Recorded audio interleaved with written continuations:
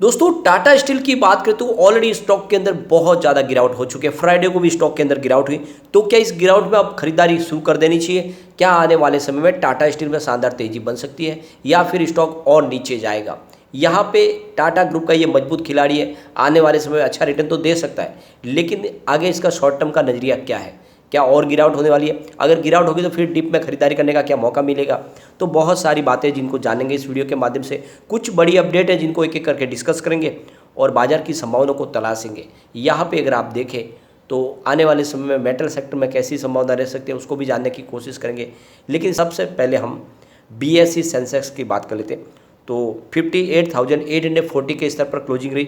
1093 point की बड़ी गिरावट देखी हमने, यानी 1.82% गिरा BSE सेंसेक्स। अब ये गिरावट के पीछे वजह बनी इंटरनेशनल रीजन, और उसकी वजह से यहाँ पे FI ने भी बाजार में जमकर बिकवाली की और एक बड़ी गिरावट देखने को मिली। वैसे बाजार ने 2-2:30 बजे के बीच में रिकवर होने की कोशिश की थी, लेकिन हैवी सेलिंग प्रेशर की वजह से आखिरकार में बड़ी गिरावट हुई। लेकिन आने वाले समय फिर से पॉजिटिव माहौल बन सकता है। पिछले 3 ट्रेडिंग सेशन से FI ने बिकवाली की है बाजार में। अब जल्दी वो फिर से खरीदारी शुरू कर सकते हैं क्योंकि इंडिया उनकी पहली पसंद है। निफ्टी मेटल की बात करें तो 6137 के स्तर पर क्लोजिंग थी। 2.02% की बड़ी गिरावट देखी हमने निफ्टी मेटल में भी। और जो जियो पॉलिटिकल प्रॉब्लम चल रही है उसकी वजह से आप देख सकते हो कि मेटल सेक्टर और IT सेक्टर पे बहुत ज़्यादा दबाव है। दूसरी तरफ अगर आप देखें तो US में इन्फ्लेशन की प्रॉब्लम है, उसका भी इफेक्ट देखने को मिल रहा है। इस वजह से ये 2 सेक्टर तो बहुत ही ज़्यादा दबाव में आ चुके हैं। वैसे कोविड काल में स्टॉक काफ़ी नीचे आ गया था। आप देख सकते हो 25 की प्राइस थी 3 अप्रैल 2020 को। उसके हिसाब से देखें तो बहुत ही शानदार, करीब 4 गुना से ज़्यादा रिटर्न अभी भी मिल रहा है, यानी बहुत ही शानदार लोगों को इसने मालामाल किया है कम समय में।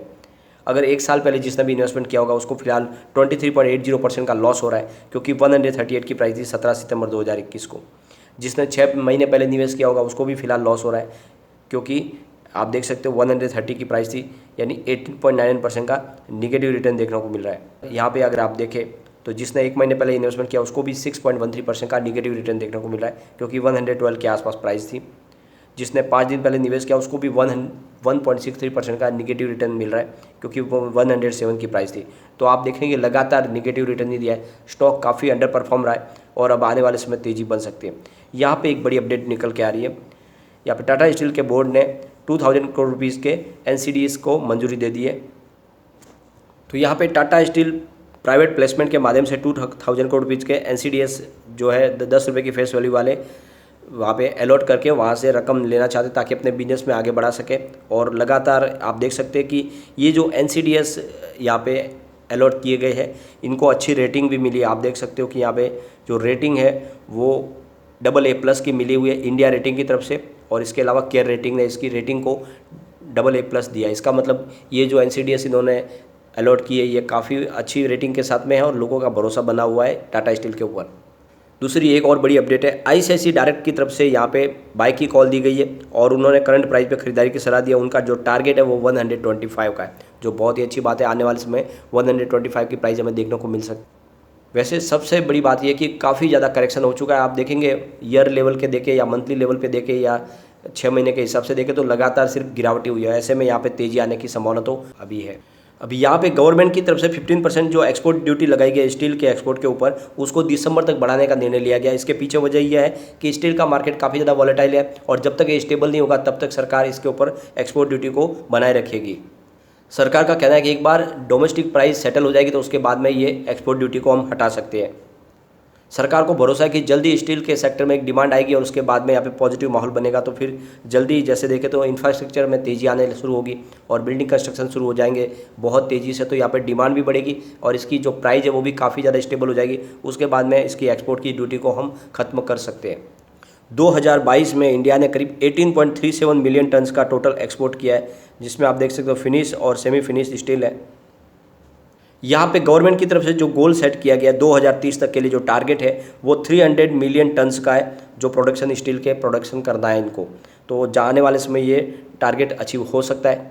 अब हम 2016 से टाटा स्टील का कैसी परफॉर्मेंस रही है उसको कंपेयर करेंगे सेंसेक्स के साथ में और BSE मेटल के साथ में।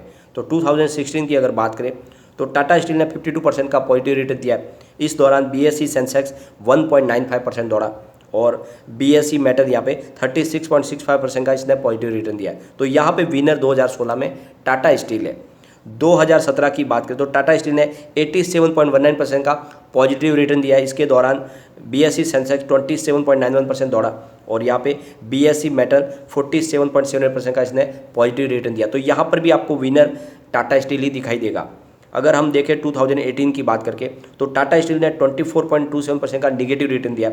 इस दौरान बीएसई सेंसेक्स 5.87% दौड़ा और बीएसई मेटल में -20.65% का निगेटिव रिटर्न देखने को मिला। तो यहाँ पे विनर आपको बीएसई सेंसेक्स दिखाई देगा। 2019 की बात करें तो टाटा स्टील ने -8.47% का निगेटिव रिटर्न दिया। इस दौरान बीएसई सेंसेक्स 14.38% दौड़ा और मेटल इंडेक्स -11.92% का निगेटिव रिटर्न दिया। तो यहाँ पर भी आपको बीएसई सेंसेक्स विनर दिखाई देगा और मेटल सेक्टर से अच्छी परफॉर्मेंस रही है टाटा स्टील की, क्योंकि मेटल सेक्टर में ज़्यादा गिरावट हुई है।